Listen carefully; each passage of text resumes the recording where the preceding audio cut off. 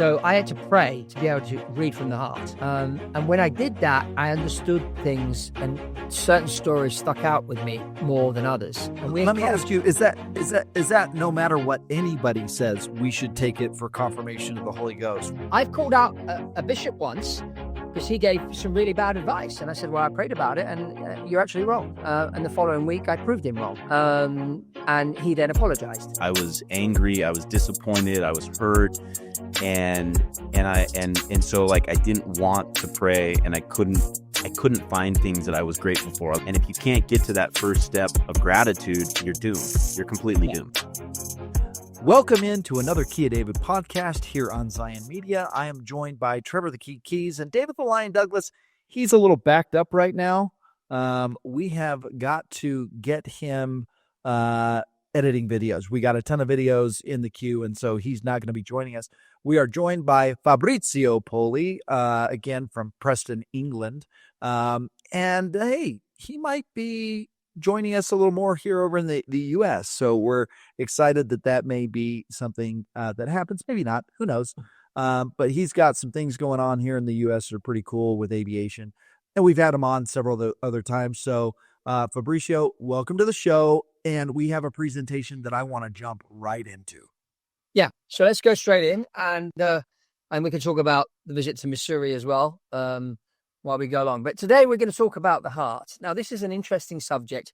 I've been doing some research and courses with the HeartMath Institute because their research is kind of interesting to train pilots, but it's also very relevant to improving one's performance. And it's interesting to see that in the Book of Mormon, there's a lot of mentions about the heart. So we're going to look at the heart in the scriptures in the Book of Mormon. We're going to look at some of the research done by the HeartMath Institute. I'm going to look at what has recently been said at General Conference about the heart as well, and try and understand how important the heart is in our lives.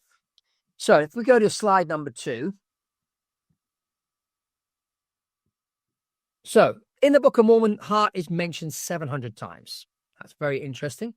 So that's really, really important to also understand. 700? Is it exactly 700? No, it's probably nearly 700. So it's about 690. Okay. Yeah. But it's close to 700. So it's interesting. It represents obviously the mind, emotions, spiritual center of individuals. And this is, the importance of spiritual receptiveness and resistance, because sometimes we talk about the hard heart, being hard of heart, and sometimes we talk about opening the heart. So let's dive in and see in the next one, symbolism of the heart. Of course, the mind and will of an individual, a source of our emotions and feelings, the spiritual center of a person, and the common phrases we hear in the Book of Mormon are hardness of heart, softening of the heart, and broken heart and contrite spirit. We hear these three things very, very often. So, and there's other things like, if you think the word heart also includes the word ear, if you take the T off. And then when in the Book of Mormon, it talks about hearken. Hearken, the way I interpret hearken is hearing with the heart. So if we consider those words as well, it's all linked together. So the heart is really, really an important role in the scriptures. Now, if we look at frequency of references, in particular, in the next slide, Alma 12, 13, and 16 mentions the emphasis on hardening of the hearts. And Elder Bednar very often talks about taking the gospel onto someone's heart, but not being able to bring it into one's heart, because the only person that can bring the gospel into one's heart are ourselves. That's where our free will plays a role. So it's important. When I read the Book of Mormon the first time, I read it like in a day and a half, but I read it up here. And so I was told to go back and read it from the heart. And I'm like, well, how do you read a book from the heart? So I prayed about it. And I prayed. And when I went back and studied it from the heart after praying, I understood it a lot more. So when the missionaries first found you, literally, you read the Book of Mormon in a day and a half. Yeah, from cover to cover. Holy cow. Was that like, not to get off subject, but I'm just curious, had you heard of the Book of Mormon before, or was this the first time you hearing of the Book of Mormon? No, I'd heard about the American Indians having this white God come from the skies and teach them the gospel of peace. So when they told me the story of the Book of Mormon, I was really curious because I just learned about the American Indians a few months before I met the missionaries. I'd been at this lecture in Milan, Italy, about American Indians. And so I knew about this white god that appeared from the skies and taught this gospel of peace, the peacemaker, they call him. So I was very curious. And then I was into UFOs and psychic phenomena and whatever. So, the whole Joseph Smith story was right up my street. So, yeah, so I was curious. So, I jumped in big time and read the whole thing in a day and a half. And then, when you read it the second time, how does somebody get themselves in a position where they're reading it from the heart? Can you explain what that experience was like?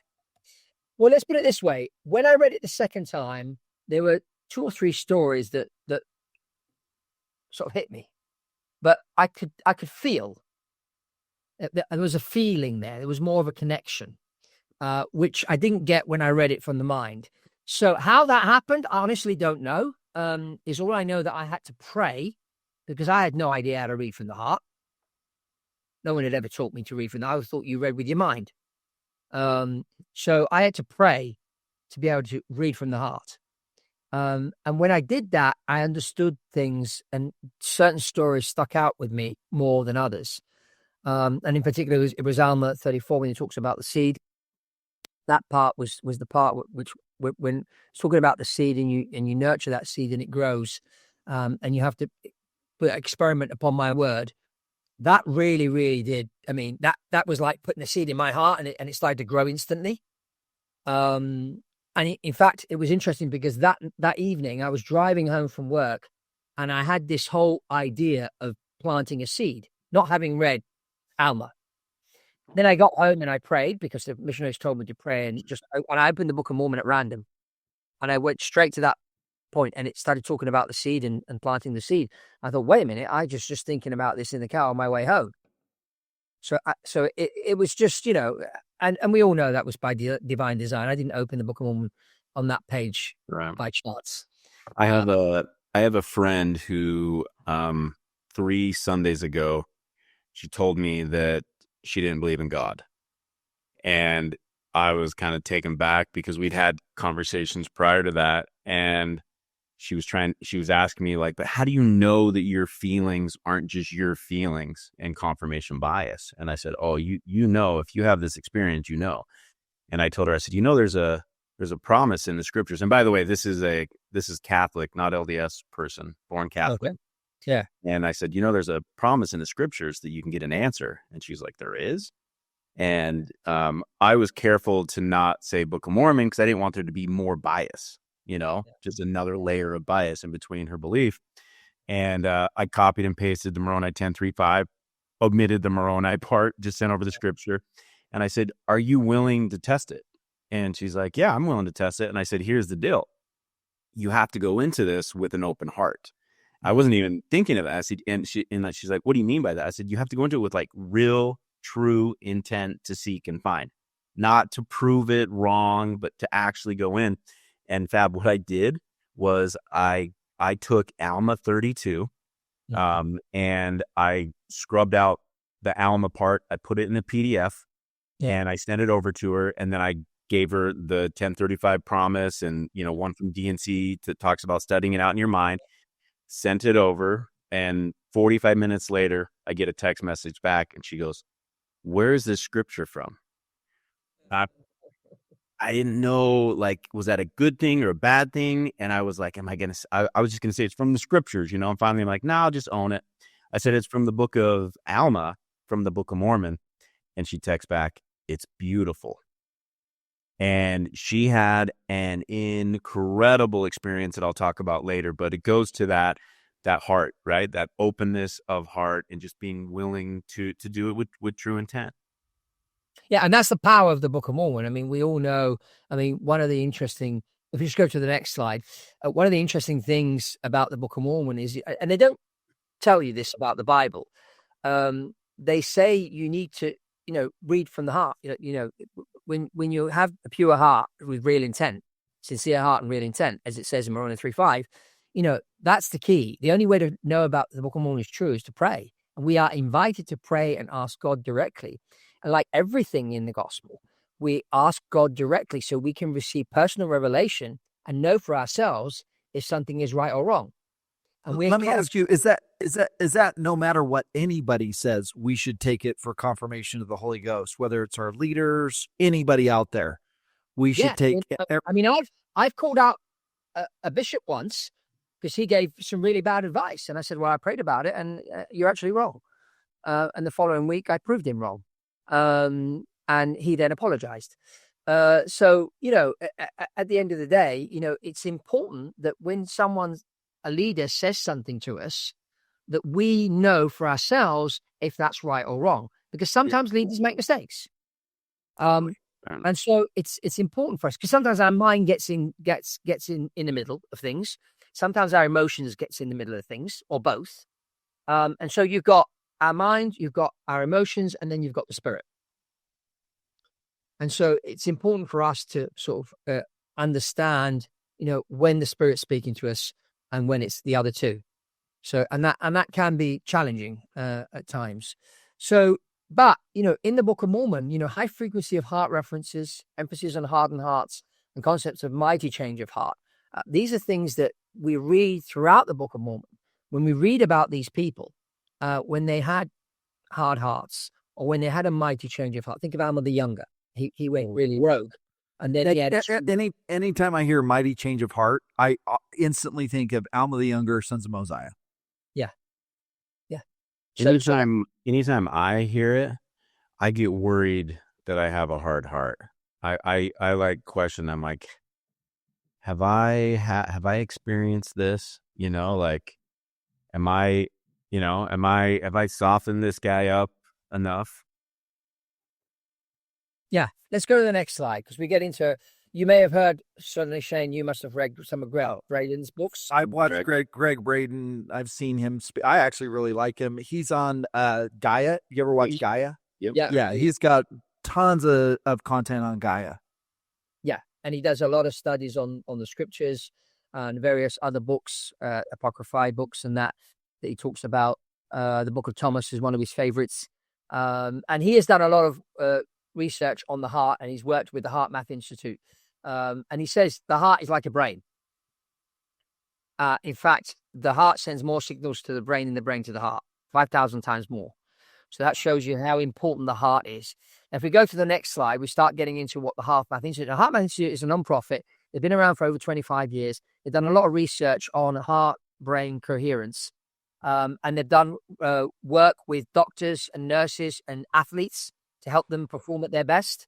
And now I'm talking to them about doing work with pilots to help pilots perform at their best. So they talk about the heart rate variability that reflects on our emotional states, coherence, improving cognitive function, emotional stability. And it's really, sometimes we get stressed out. And when we're stressed out, our brain and our heart are not in sync. And if we fall into that trap, that's where we can make more mistakes. So if you're in a high performance environment, like you're operating on someone's brain as a surgeon, or you're a nurse assisting a surgeon, or you're a pilot flying a plane, or you're an Olympic athlete or an American football player or a professional golfer, and you're in a situation where you're on the green and you need to putt to win the British Open or the US Open, you need to be calm. And you need to get your brain and your mind in sync, or in coherence, as it's called. If we go to the next slide. Do we know who founded the HeartMath Institute? It's a group of researchers in California. Okay. Yeah. But it's really, really interesting what they've done. I mean, here you can see, for example, the pattern of frustration and that of appreciation. You see that the frustration is all, and we know when we're frustrated, we feel tense. And if you're, especially if you're a golfer and you're on the green and you're tense because you want to putt in one shot, that's not going to help you succeed in anything. Now, the same would be true with pilots. Like, I don't want a pilot that has the frustration flying the plane. I want the pilot that has the heart pattern of appreciation. Yeah, I mean, I had a situation, a guy I was interviewing on my channel, BizJet TV, and when I was interviewing him, I didn't know that he had this incident where his airplane went off the runway and became a write-off. No one got hurt, fortunately. But then he tells the story of the whole flight, and I could immediately see that he'd put himself in a situation where his frustration was really, really high. He was unable to perform at his best. He put himself into that situation, and he went off the end of the runway, and the airplane was a write-off. Fortunately, everybody walked away in one piece, unlike the Honda jet that crashed the other day with some members of the church on, where all 5 people died. No, 4 people died. Once Recently? Yeah, this happened last week. It's taken off out of a place in Arizona on its way to Provo. No way. Yeah.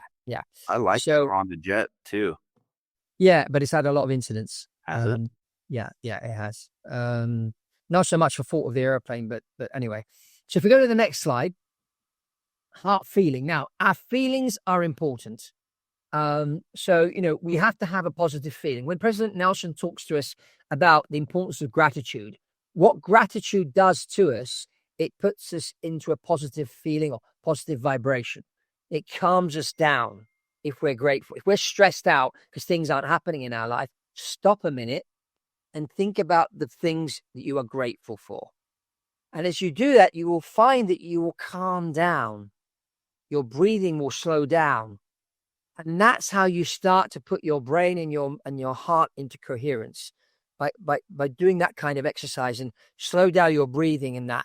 And that's really, really important to do. I mean, sometimes we don't realize that we are stressed. The HeartMath Institute have got an app with a gadget which you click to yourself that can measure your heart-brain coherence, and it will give you a number. And it will tell you if you're not in coherence. And then you have to do the exercises to get into coherence. So you imagine a pilot before he goes flying, he measures himself, he sees he's out of sync. You don't want to go flying before that, or you're about to go and play your round of golf at the British Open. You want to make sure that you're in sync. And it's important to be aware of this kind of thing. I find it very interesting that the most powerful gurus, mindset gurus out there, business coaches, all of them start off their foundation with gratitude. All of them, right? And I see a huge connection to prayer in that. The way that I was taught prayer is you start off prayer with what? Gratitude.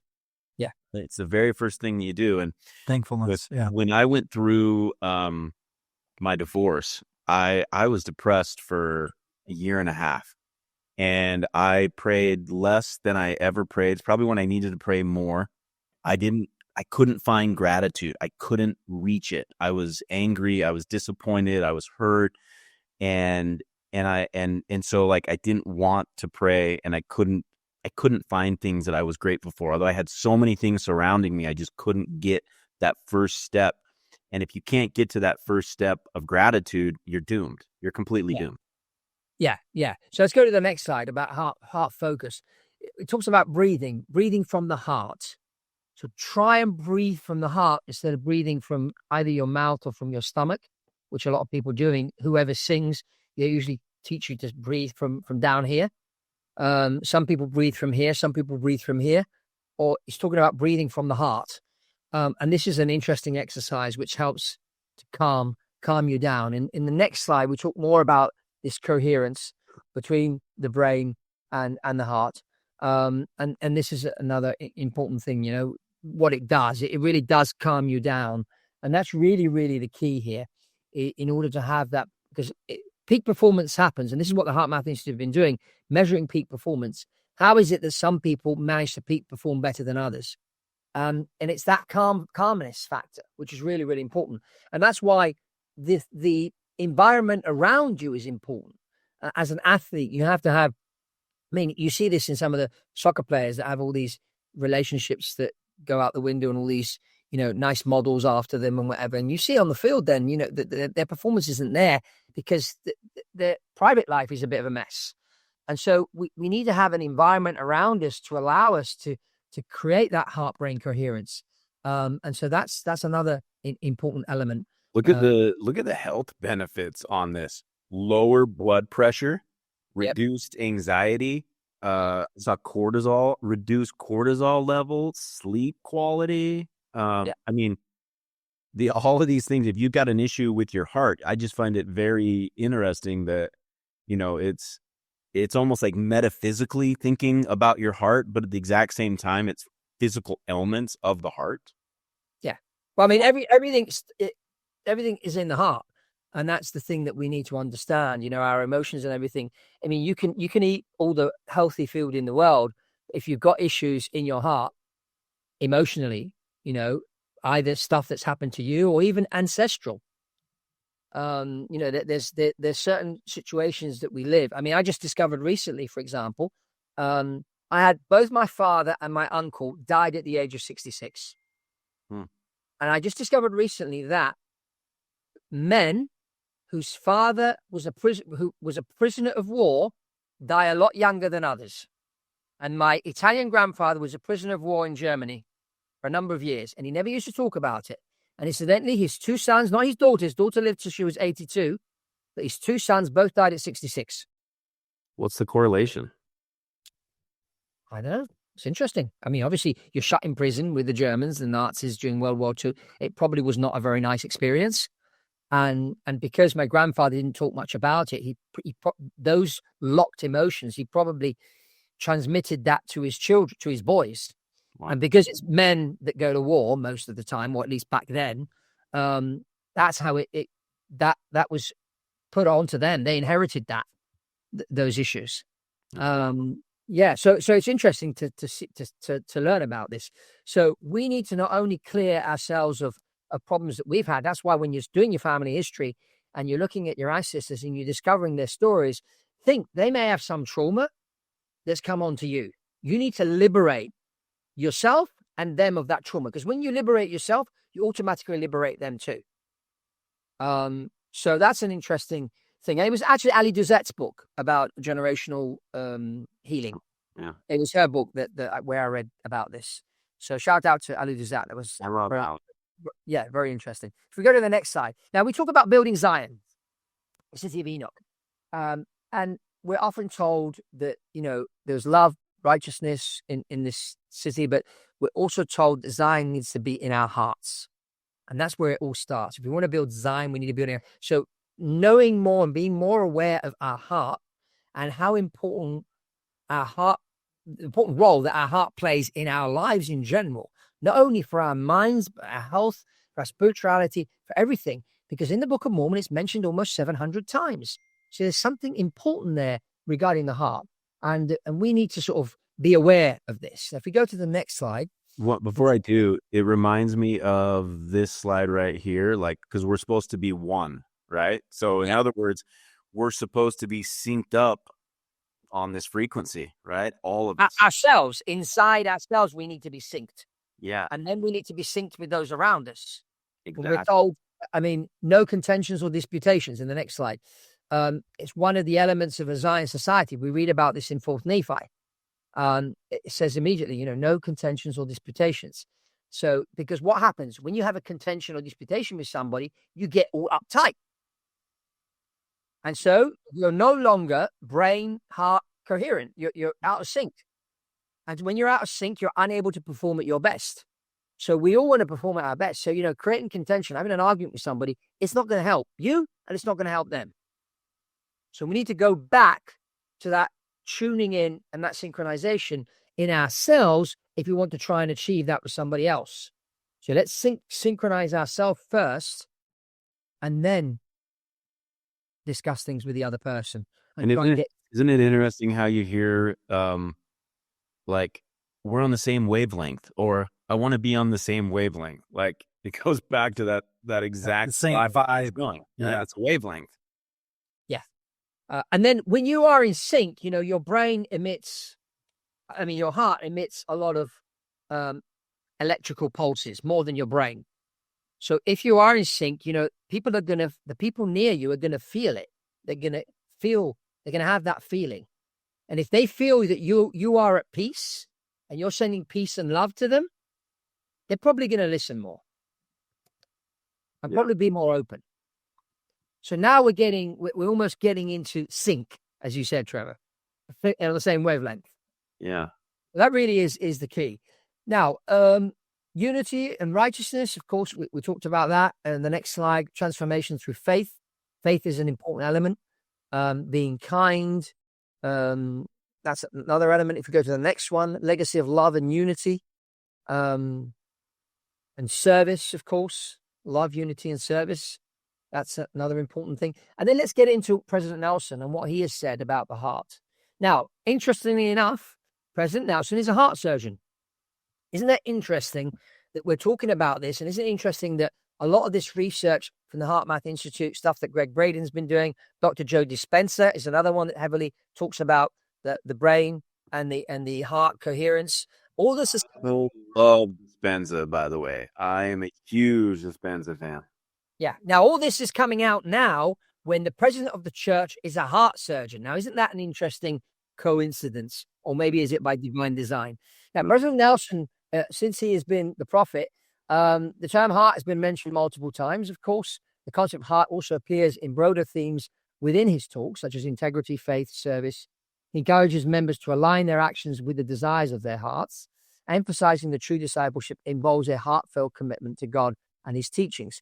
And overall, he references the heart deeply intertwined with themes like his compassion, healing, discipleship, reflecting both his medical background and spiritual leadership. And of course, he gives a few examples of his, him operating on people and things like that about the heart. So it's interesting to see this right now. And on the next slide, we talk about the recent General Conference where the heart was mentioned 9 times. And 3 people in particular, if we go to the next slide, and this is interesting because this Bishop Todd Budge was in my ward a couple of months ago, and he was sitting next to me during priesthood. We had a bit of a chat.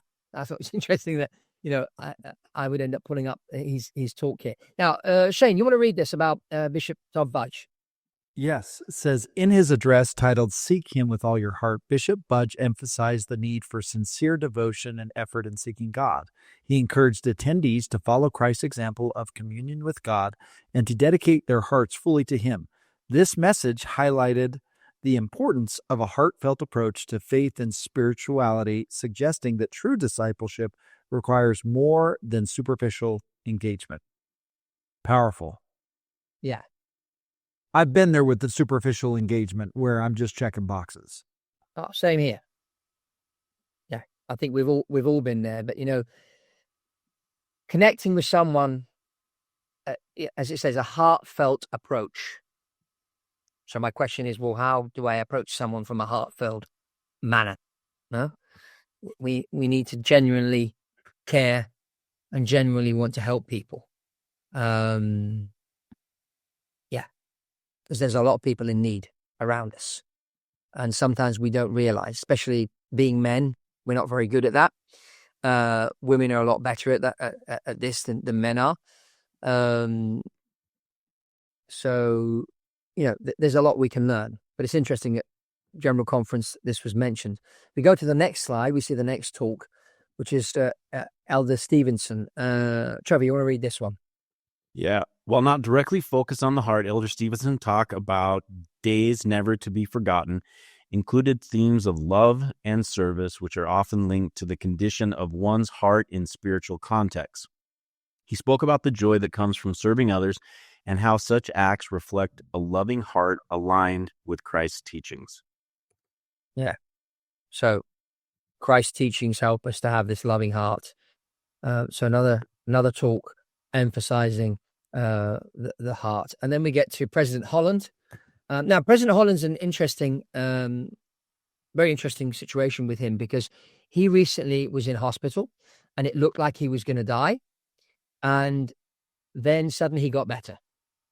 And going by what he's been saying, it seems to me that he had a very powerful near-death experience. And he's come back, and he's come back for a reason. Now, he did, and you've covered this on Zion Media, he did post that thing on Instagram end of April where he talked about the other records. And that was very interesting. But what do you think he was inferring to? Well, he obviously knows something that we don't know. Right. I mean, during my trip to Missouri, when I met with you guys, I was given this book here, which you may know, talking about other records. Yep. And you read that? I have not read that.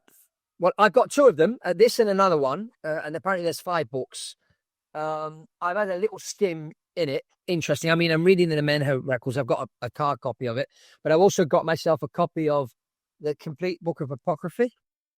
Right. And right now I'm studying the books of Enoch, which are 3 books. I'm going through those. And yeah, it's interesting to see. And even, meeting with some of the Indian chiefs at the Morel Ranch, it was interesting to hear how so many American Indians or so many American tribes had the story of this peacemaker. Right. And how many of them, one of the chiefs was telling me he's been going into the different tribes and giving them copies of the Book of Mormon. And these Indians are getting baptized. They're joining the church because they recognize that it's their story that's been told in the Book of Mormon. And they feel this pull. They feel this. While there are a lot of people leaving the church, it's interesting to see those that are joining. And some of the stories of people that are joining the church, these people are really being prepared. These are, I mean, when I joined the church, most people that joined, 80%, I would say, would join and then leave within a few years. Only about 20%. In fact, there was about 7 baptisms in my ward the year I got baptized. I'm the only one today that's active out of those 7 people. But I think the 80-20 ratio, I think it's changing. I think we're going to have 80% of the people being baptized stay. Because the type of people that are getting baptized, these are people that are going online and doing their research. I mean, my son, who finishes his mission on Friday, he's had so many referrals from the media.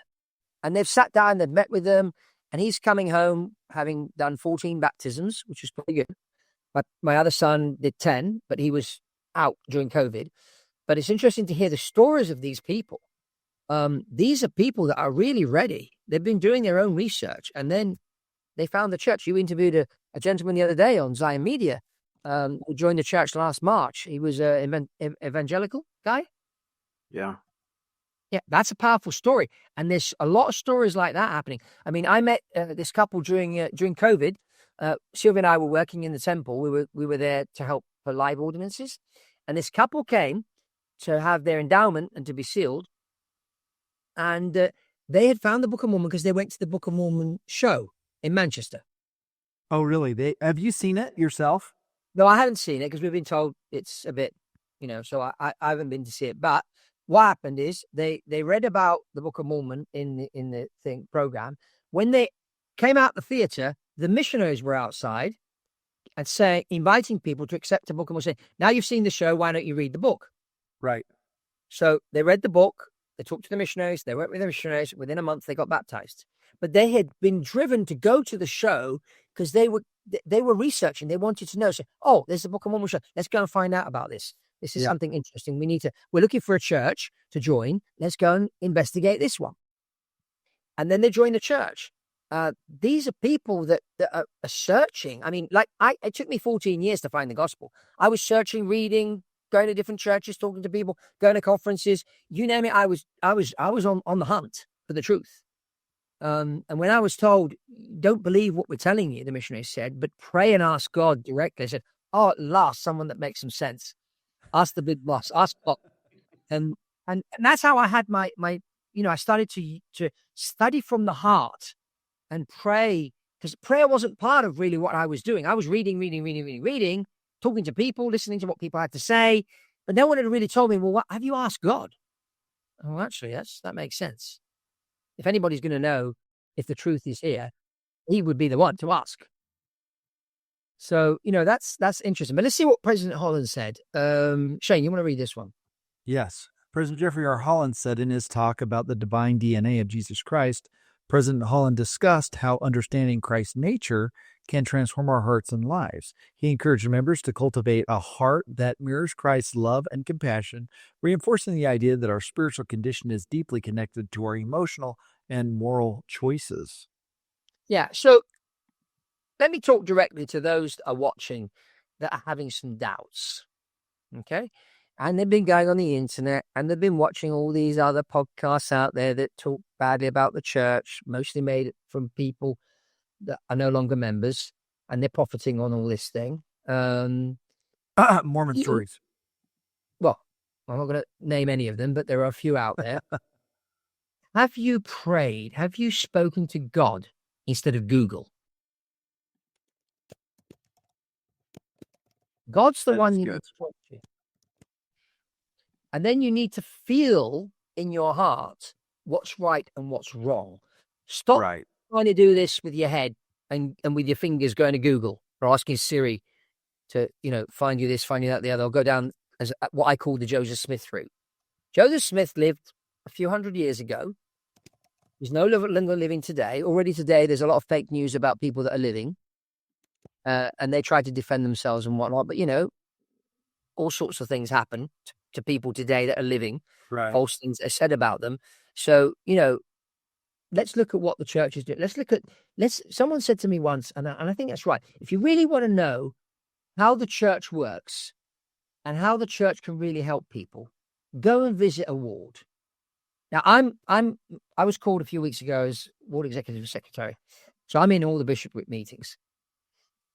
And there are people with problems, and we're there to help them to solve these problems. Some people are out of work. Some people just got divorced. Some people have this kind of issue. Some other people, and the bishop is there and the ward is there to help these people.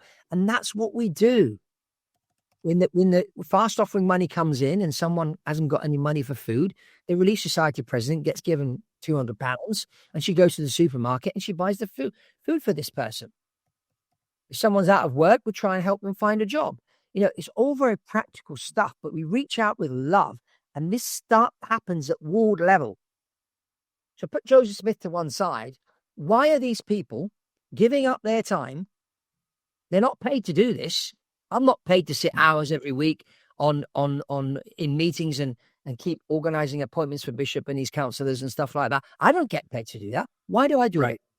I do it because I know that first of all, God has asked me to do this. But what happens when I do this? It affects people's lives in a positive way. And that's how we can help these people. We need to be God's angels on this earth. We can make a difference. And General Conference, there's a lot of interesting things there that we need to study. And the heart obviously is a subject having been mentioned 9 times that maybe we need to focus on in the next 6 months. Not only for our own benefit, but also in helping those around us. So let's think of, what we can do to help, what we can do to feel in connection with God. I didn't know how to read from the heart. I needed to pray and ask God. And even today, I still don't know how I do it. But, I pray to understand. If there's stuff that I'm reading that I don't understand, I say, Heavenly Father, I haven't got a clue what this was all about. Help me to understand. And there are things, even in the temple, that there are experiences that I've had in the temple that I can't really explain with words. I was talking to my father-in-law about this the other day. He served in the Rome temple presidency, the very first Rome temple presidency. He was the first counselor. And so he knows what goes on in the temple because, he was there for almost 4 years. Because of COVID, they ended up doing 4 years instead of 3, but one of the years they were at home. And I shared a couple of experiences that I had, and I said to him, I can't really explain it most. I know what you mean. Certain things that you feel. And I met somebody at the Morel Ranch when I was over in Missouri that had left the church and had been in the church a few years. And I asked them, have you ever been to the temple? And they said, yes. So you did take did you go for endowment? He said, yes, I've had my endowment. And they said, well, tell me. And he said, nothing was happening in the temple. I didn't see Jesus. So I turned around to this man. I looked him straight in the eye and I said to him, I can testify to you. Things happen in the temple every single day. And he went quiet and didn't say anything. But, you need to go there with an open heart. Now, I've never seen Jesus in the temple. I don't know if I ever will. Some people may have that experience, but I've had experiences in the temple that I can't explain with words, but I can feel it here. And I'll share one experience. When my father passed away, I was in the initiatory, doing the initiatory for my father. And the 2 brethren who I didn't know, at a certain point they stopped. And one of them said to me, I don't know who you're doing the work for, but this person is here right now and they're really happy. And I instantly was like, ooh, I could feel my dad's presence. That's cool. It was just, and then a few hours later, we were upstairs in the celestial room and we'd done the endowment with my father, and everybody had left and Sylvia and I were alone and we were praying. And as we prayed with our eyes shut, we knew that my dad was standing next to us. We didn't see him, but we could feel his presence. So, and that is something I felt, and no one can ever take that away from me or tell me I imagined it or whatever, because I didn't. I felt it. yeah. No, totally. I had an experience in the temple. It was probably like 2 weeks ago. And it was after we had got home from the Morel Ranch, and I was just trying to dissect everything that was going on. I was looking for answers, and I said, I'm looking for a specific answer to something to know how I move forward, and I would like to have the name I was given when I went through the temple as the name for today. I had no idea. Yeah. And I'll be darned, I showed up there. Yeah. And this is I've gone to the temple lots of times. I've only ever gotten my same name one other time and all the times that I've gone. But I had asked for this and I showed up at the temple that morning and that was the name and I was blown away. I'm like, okay, this thing is legit. What I'm doing is legit. I'm not questioning anything more. I got my answer. I'm good. And this was just like a couple of weeks ago. So I try to confirm what's going on in my mind and my heart, because I'm like, I want to make sure that I'm not doing anything that I shouldn't be doing. And sure enough, so I know there are answers in the temple. I will always do everything that I can do to be worthy, to be able to go into the temple, because I am finding that I get answers in the house of the Lord. Yeah. I mean, I'm in the temple every week. I mean, it's 8 minutes from my house. And Sylvia and I decided that wherever we live, within at least 20 to 30 minutes from a temple, so that we can serve in the temple every week, because we just feel the benefits. It's just amazing. I mean, it was the university, Heavenly Father's university. So that's where we're going to learn a lot of stuff. But you learn through revelation. And you have to go there with an open heart to receive revelation when you go to the temple. And don't go in there and rush round. Take your time. Linger a little longer. Because that lingering a little longer is the time that you'll get that impression that you're looking for. And that really, really is key. Totally. Okay. Do we have any more slides? No, that's the last slide. That's the last slide. Amazing. But I love doing. Yeah, I'd like to share, Shane. I thought that the experience in Missouri was, for me, it was interesting. I had a number of situations happen to me, and I didn't want to plan too much, and I just felt Heavenly Father guide me, and I bumped into people at the right time. You still there? Yeah, no, we're listening to you. We're just full screen on you. Yeah, okay. And I bumped into people. It's like these books. I mean, I walked into the kitchen and a lady was talking to this guy, and they had 2 copies of these books sitting there, and we got into a conversation. 5 minutes later, I had my own copies. I said, "How much do I owe you?" "Oh, no. A guy turned up yesterday with like 20 of these books." I said, "Just give them out to people." Okay. Wow. Those books come from that group in Iowa. I'm pretty sure, Trev. It's that. Yeah, the Brotherhood of Christ. Yeah, Brotherhood of Christ. Yeah. Yeah. Now, I mean, I still have to get into them, so I'm not sure what. Yeah, I have them here too, and I've been so invested in the Nemanha and obviously the Book of Mormon, and right now I'm studying the Gospels in the New Testament, and it's just there's just so much to read. I'm like, holy crap! Like I got so much to read. But okay, keep going. Yeah, there's so much. But I met some really interesting people, a few wacky people as well. Many things. And the thing, and I told Silver when I got back, I said, we're not alone. There are other members of the church around the world that have come to some certain conclusions that we have come to. And it's great to see that. And I think everybody had that kind of experience.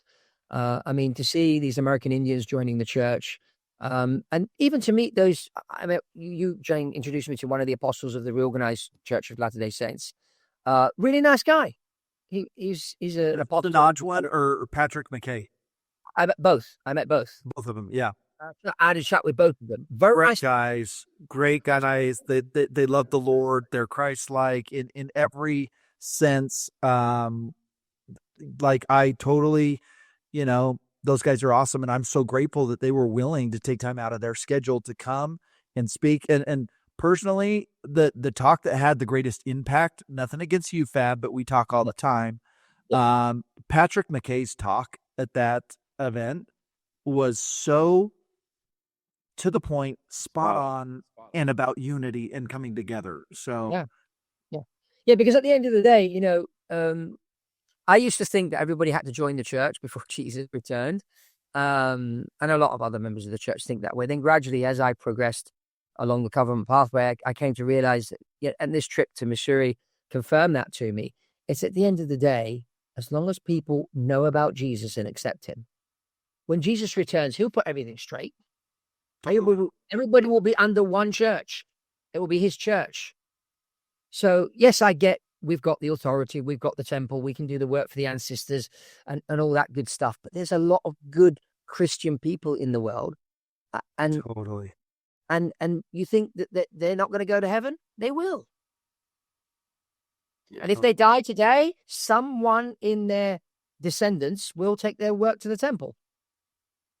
It will happen. I mean, I had a gentleman in the temple a few months ago, and he'd done, I don't know how many baptisms that week. And he told me the story. He said, I got woken up in the middle of the night by one of my ancestors. Wow. I didn't know this person. So I went online. I started doing some research. I ended up writing to this person I didn't know. They sent me a book with 2,000 names of my ancestors in and all the information. Oh, my God. Within a couple of days. And so it took him 2 weeks to put all this information into Family Search. And he was in the temple that week doing all these baptisms. That's so awesome. Hey, Fab, and I know we've talked about this on other episodes, and if you've missed this on other episodes, you're a temple worker, and they no longer baptize people and say who is dead. Also in the initiatories, they've eliminated the term who is dead. Have they given you any instruction or reason why they eliminated that in the temple? No, they don't. And there was another thing the other day that I was talking to a former counselor at the temple about one particular thing that I obviously won't discuss outside the temple. But anyway, and I was quite surprised he hadn't figured a certain thing out. And when I told him, he went, oh, that makes sense. But going back to your question, you have to understand that it's very simple. These people, when you hear the term dead, a lot of people think that person's vanished forever. In reality, they haven't vanished forever. They're here, but they're in another dimension. Yeah, so and the truth is, when we came here, when we were born here, we died from wherever it was we left. And so it was also like a death. So what is death? Is death also birth? I think, this is my opinion. I think taking the word dead out just gives more meaning to the person we're doing the work for. I agree. Because they are not dead. They are alive in how and how that works. Like, I don't know, but they are definitely existing. They can make decisions. They are alive. And really, they have agency. I'll give you a fresh one from last Friday. Sylvia and I were in charge of baptistry last Friday morning in the Preston Temple. We had the MTC missionaries come down to do some baptisms. And, and sometimes young people can be speedy at doing things. And so I said to them, we need to take our time. Because every single person that we're doing the ordinance for, it's the first time that they do this. So let's think about each individual and let's just take our time. We don't need to rush. We're doing 40 names. We've got an hour and a half. Let's take our time because it's good for them. It's good for us. It's good for everybody. Yeah. Good call. And when people take their time in the temple, the experience is enhanced. and they go away. These young people went away, and it's interesting and I'll share this with you. The MTC allowing the missionaries to spend more time in the temple during their MTC time than they used to. Hmm. And I thought that was interesting, that now the temple is a bigger part of their training before they go out in the field. Yeah, I gotta tell you guys a quick temple strategy. When I was in the MTC, this is just a funny one. Yeah. I found out that the Provo temple's right across the street from the MTC. It's not there anymore. Yeah. And when we went over there, I went into the waiting room where people go in that don't have their recommends, right? Yeah. There was a telephone in there, and I went over, I picked it up, I called my mom. I'm like, "Hey mom, it's me." I found out that there was a phone that you could call home from in the MTC. Probably shouldn't have done it, but You leave it up to Trevor to figure that out for sure. Yeah. Cool. Well, Fab, thank you for coming on, for talking about the heart. I pray that all of us will open our hearts, soften our hearts, as we understand that there is more information coming out from a variety of different sources, which includes the Dead Sea Scrolls.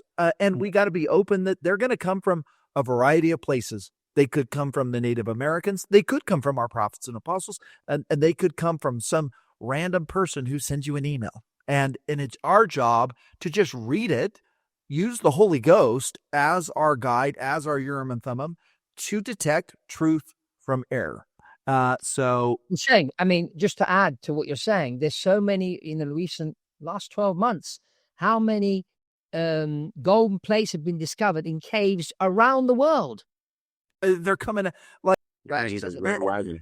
And Elder Maxwell said you're going to need a little red wagon. Fortunately, this is the red wagon, and we can put it in our pocket. So cool. Well, thank you, Fab, for coming on.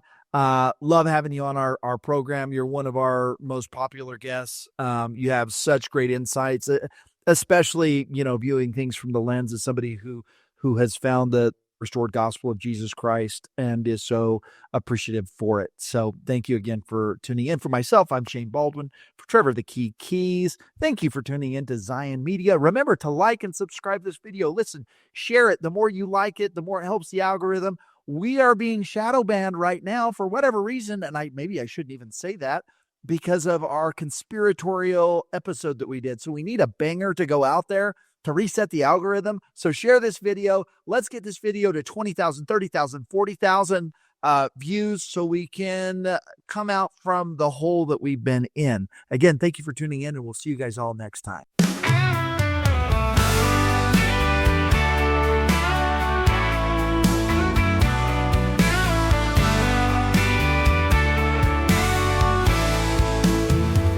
I hope they call me to Zion's mission when I have grown in faith and truth. I hope by then I'll be ready to speak, to share, to spread the light as the chosen few. I hope that I can share the message with those who seek what's deeply true. I want to be a voice for Zion, to guide, to build, and change the world while I am in my youth. From the streets to the airwaves, a message resounds, a voice that reaches, a truth that surrounds, with wisdom unbound and a fire inside. Together we rise, a people refined. I hope to join with all the seekers who stand with courage and with might. I hope to be a truth revealer, with love, with strength, and words that shine like stars at night. I hope that I can share the message with those who seek what's deeply true. I want to be a voice for Zion, to guide, to build, and change the world while I am in my youth. From the streets to the airwaves, a message resounds, a voice that reaches, a truth that surrounds, with wisdom unbound and a fire inside. Together we rise, a people refined. A people refined. In Zion's call, the path begins. We stand with courage, a world to win. Nothing withheld, our purpose clear. Together in Zion we rise without fear.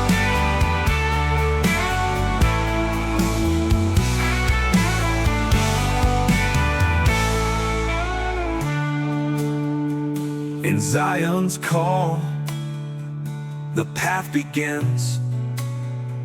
With every word, a world to win. Nothing withheld, our purpose clear. Together in Zion, we rise without fear.